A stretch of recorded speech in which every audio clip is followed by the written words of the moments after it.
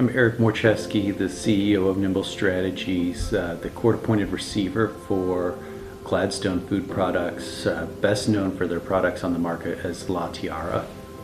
Gladstone Food Products have been in business in the Kansas City area for 50 plus years, selling primarily taco shells across the country, primarily in the Midwest, but actually had made its way down into the Southeast and into Texas.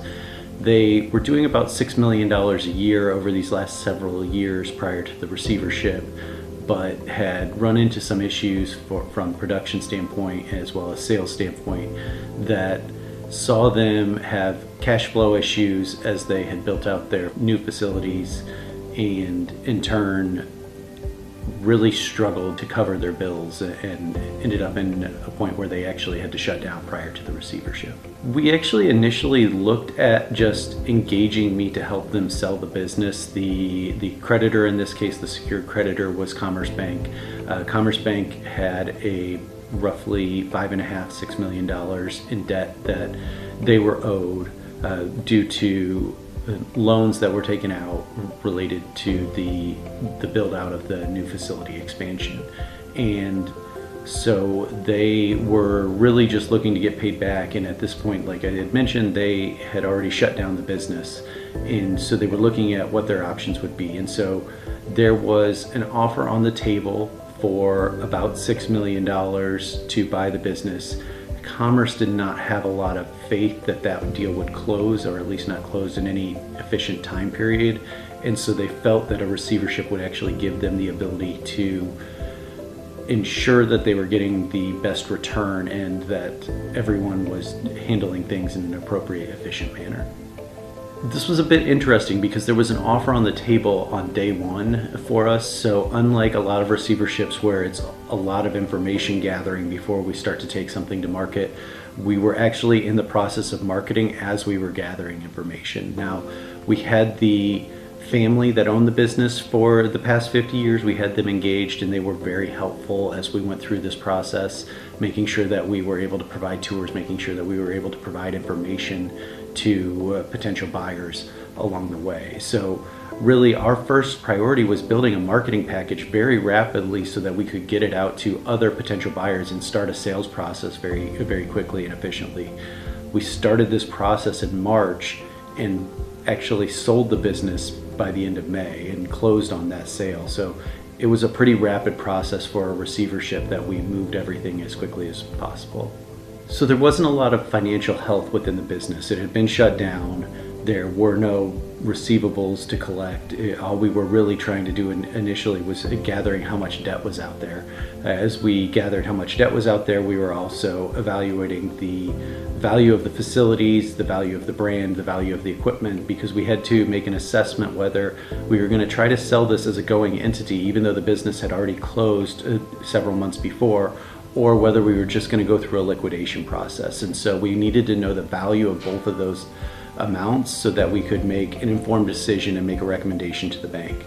Ultimately, what we found is that there was a lot of interest and desire for groups, especially in one of three areas. Either people that were in Kansas City and this was a brand that they had grown up with and grew to love. Two, it either was coming from the food space, and three, then we just had people that were seeing the emotional engagement with the products and they wanted to be a part of that emotional engagement that was going on, because we had this massive group of Facebook followers that were so interested and so engaged in the product, they wanted to make sure that it would move on. The business wasn't operating when we were engaged, and so really our initial focus was making sure that the property and the facilities were protected and secure so that nothing would happen that would damage the value of the assets that did exist. And in doing so, we were doing regular tours, we were really bringing people through, but it was a non-operational facility by the time we got there. Ironically, I've actually never even tried the product, so there were some shells that were on site, but we felt those were assets of the receivership, and so as much as I wanted to try the taco shells to see what all the hype was about, I have not yet been able to do that, so I'm excited to get to try them at some point when they're back on shelves. There were a little bit of cash in the bank accounts, so that allowed us to continue the receivership financially. But what really allowed it to be successful and to make sure that everyone was getting paid along the way was the fact that we did have a very rapid sales process that closed on the sale of the assets within about 2 months, 2.5 months. And so we weren't having to operate for a significant period of time and secure resources beyond that.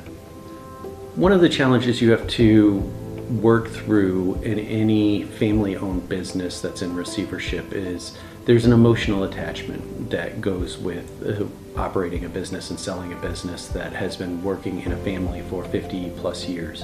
And so we had to be respectful that this family had built this business and ultimately built a business that even in receivership and even being shut down, sold for a significant amount of money that paid off all the secured creditors, all the unsecured creditors, and returned money to the equity holders even. And so we had this great business that had just had some misfortune that played out for them, but we were able to work through that emotional process with the family to make sure that they were supportive as we did everything, because they were our best ambassadors as we went through a sales process, because they were able to explain every function that existed in the facility much better than I ever could have as we were giving tours or anything else. Ultimately, anytime you're making a decision to whether to liquidate or whether to sell the business as a going concern, it just comes down to dollars and cents. We started out with the idea that we needed to assess what the liquidation value would be and what a potential sales value would be. Because we had an offer coming into the receivership, we had a baseline for what our minimum going concern value would be, and because we then received appraisals on the value of the business and the value of the equipment, we could weigh those two against each other. We did actually run into a period of time where we were getting close to having to make a decision whether we needed to pivot from sale of a going concern to a liquidation, because there really were people showing interest but not actually coming to the table ready to close. And so we were probably within days of pivoting away and lucked into a sale to a great buyer that will take this product and really share it across the country. Obviously, in a receivership, your first role as the receiver is really to think of the claimants in the case. And so the fact that we were able to pay off all the claimants, both secured and unsecured, in full, made that part of it a slam dunk.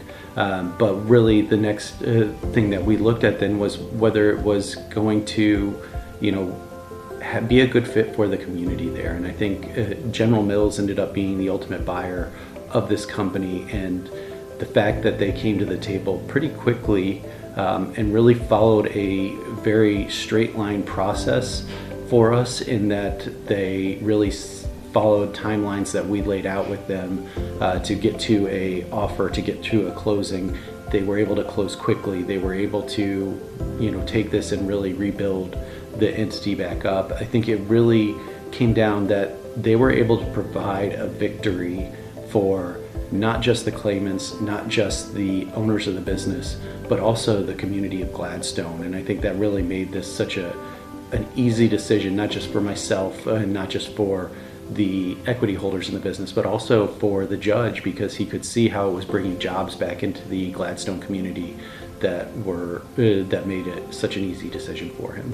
So we started out, ironically, with building our marketing package, which started in mid-March. We posted that to a lot of different outlets. Interestingly, General Mills reached out within about an hour of my posting it to my own LinkedIn and showed interest, which I thought that was a really interesting place that it came from. And so from that mid-March where we were engaged to closing on May 31st, we moved very quickly through, not just with them, but we toured that facility with dozens of people. We were having constant phone calls with potential buyers, walking through what that process might look like in the sale. And so we were really in a position where we moved very quickly through the receivership sale process as we worked towards getting it sold and ultimately back open to the public and back producing taco shells. This was a pretty smooth process without a lot of litigation and really no litigation going on during it. I think anytime that you get a return that works out in favor of everyone, meaning the buyer, the secured creditors, the unsecured creditors, and the equity holders, it really leaves a position where people say, all right, we've resulted in the best possible outcome, and so we should probably walk away and just be happy that we've been paid off and are able to move forward. I think the creditors obviously were very excited that this was being sold to someone that was going to pay off their debts. There were not really employees at this time because the business had been shut down for several months, but they have gone through and rehired several employees as well as new hires that are building it back up for reopening and relaunching the product. And I think because of the stability of General Mills, moving from a small family-owned business to a large corporation, I think the customers and the suppliers are very happy that they have such a stable, strong organization. I think there's a little bit of hesitancy from the public in that they want to make sure that the taco shells coming back out are the same taco shells that they've loved for the last 50 years. But part of what General Mills did as a part of this process was engage the family to stay on to ensure that they were producing the taco shells in the same manner that has been done for the last 50 years. So I think ultimately, once it does get back out on the shelves, the public will be really happy to know that it is the same product that they've loved for so many years. The final reports are usually pretty detailed. They're looking through, everything that we completed during the process of the sale and our process with the claimants. It's really looking through making sure that we've completed everything in an efficient manner and that everyone's been paid. So one of the things that we did do as a part of our claims process was we received lien waivers on behalf of the family. So that was also just another protection for the equity holders in this case. And so we were able to provide a very secure process that allowed the courts then to let us wrap up the case and everyone walk away feeling very protected, both the court system as well as the secured creditors, the plaintiff and the defendant in the case.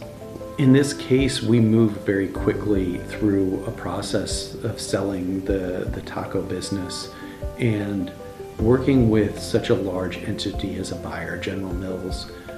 There were a number of attorneys, there were a number of parties coming at us from different standpoints and different questions, and having Eric Peterson and having Spencer Fain there to address questions and really have that significant experience and knowledge base to work from has allowed us to make sure that we were getting an efficient and quick answer back to the parties as we move through the process. And that was critical as we wanted to continue that sale process and that closing process moving forward, and really allowed us to be successful as we went through and did everything. And we wouldn't have been able to do that without Spencer Fain. As we moved through this case so quickly, so from opening of the case in March to complete closeout in August, we were only operating the receivership, including the claims process and final closeout, for 5 months.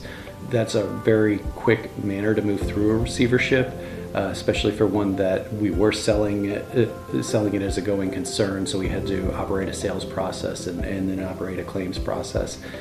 And so not only did we move it quickly through, but we paid everyone off in both the secureds, the unsecureds, and the equity holders.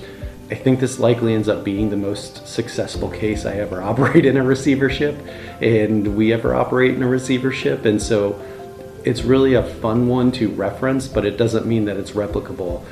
Interestingly, I've had some of the banks that we've dealt with say, like, that was an amazing job. We'd like to use you for all of our receiverships. And I say, that's great, but I just need to be clear. We can't promise this type of outcome in every receivership. I wish we could, but it's one of those things where sometimes it's better to be lucky than good.